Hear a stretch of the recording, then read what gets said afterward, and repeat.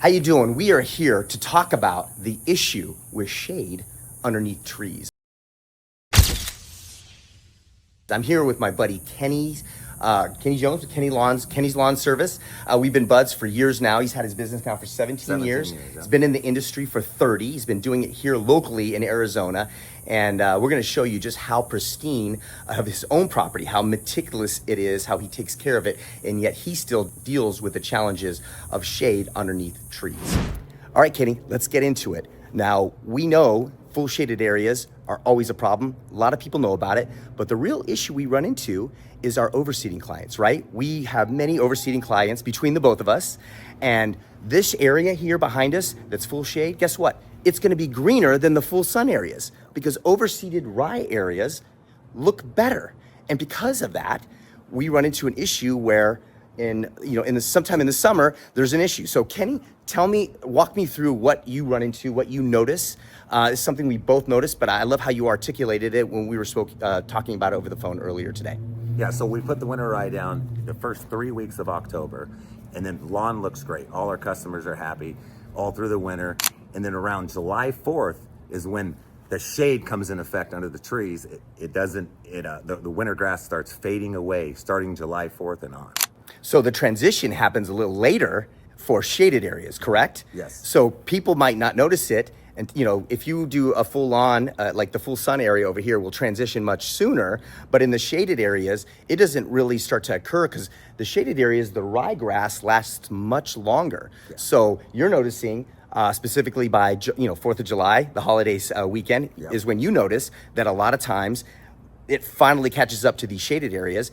And then we have clients that are like, what's going on? All summer it's been decent. Why would the rye be people don't think of it as rye transitioning that late in the season, especially if they saw transition in full sun already. Yeah. So yeah, talk to me more about what you do. How do you try to handle some of these challenges? So we actually turn up the water a little bit in July. Sometimes you got to water 6 days a week, but if you start doing that, especially in August, the humidity comes, you start getting a bunch of weeds. So we end up backing it down, then it goes to dirt. So I explained that to my customers that sometimes we try to hold on to it as long as possible. It has a lot to do with the weather too.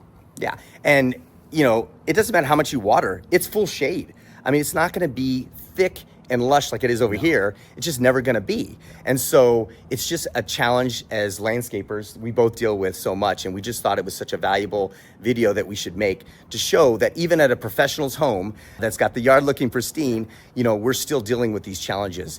I've said it before in other videos, grass is not native in Arizona. If you're in the Midwest, I go back to Michigan, and you'll see that there's grass on the side of the freeway. You notice there's no grass on the side of the freeway here, and it's because it's not native here. So it's a lot more challenging to have it growing here in the Arizona desert. And so that's why we wanted to share this content with you. So if you want to get a hold of my buddy, Kenny, how can they reach you? How can they get a hold of you? Kenny's Lawn Service. You can look me up on Google, or phone number 602-741-6925. Thanks. Awesome. Yeah. And so if you have any questions, you can also reach out to us here at AZ Lawns.